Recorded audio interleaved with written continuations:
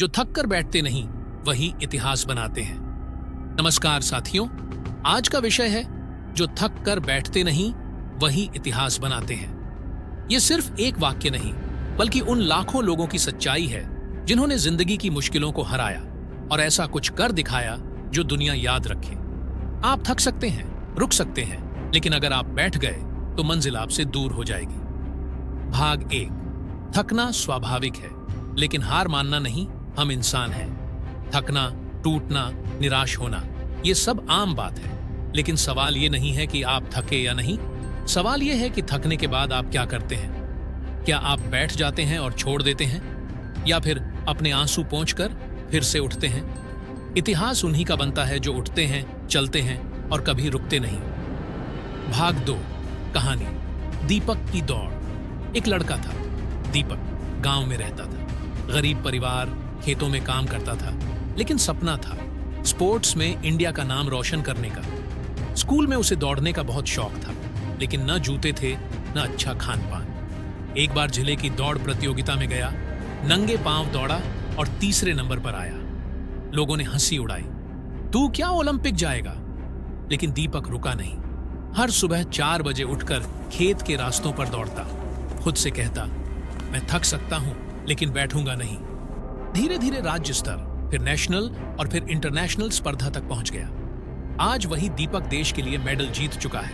क्यों? क्योंकि उसने थकने के बाद भी हार नहीं मानी। भाग 3। इतिहास बनाने वालों की असली पहचान। 1। मिल्खा सिंह द फ्लाइंग सिख कहलाए। बचपन में माता पिता को खोया, अकेले भागते रहे, लेकिन रुके नहीं। उनका संघर्ष ही उन्हें महान बना गया। 2।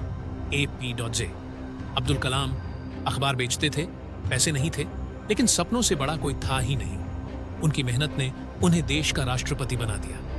3। अनीता कुंडू एक गरीब परिवार की लड़की जिसने माउंट एवरेस्ट 2 बार फतह किया।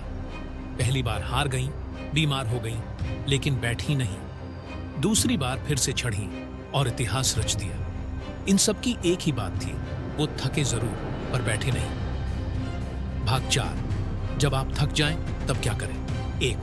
थोड़ी देर रुकिए, लेकिन छोड़िए मत। सांस लीजिए, खुद को संभालिए, फिर आगे बढ़िए। 2। अपने सफर को याद कीजिए, आपने अब तक क्या क्या झेला है। अगर वहां तक पहुंच सकते हैं तो मंजिल भी पा सकते हैं। 3। छोटे लक्ष्य बनाइए, हर दिन थोड़ा आगे बढ़िए। छोटा प्रयास भी बड़ा बदलाव लाता है। 4। अपने अंदर की आवाज सुनिए, वो कहेगी तू रुक मत। भाग 5। समापन, अंतिम संदेश। दोस्तों, जिंदगी एक दौड़ है, कभी सीधी, कभी उबड़ खाबड़, कभी तेज, कभी धीमी। पर जो इस दौड़ में थक कर बैठ जाते हैं वो सिर्फ भीड़ में गुम हो जाते हैं, और जो थक कर भी चलते रहते हैं उनका नाम इतिहास में लिखा जाता है। आप भी वो इंसान बन सकते हो, बस खुद से वादा कीजिए, मैं थक सकता हूं पर बैठूंगा नहीं।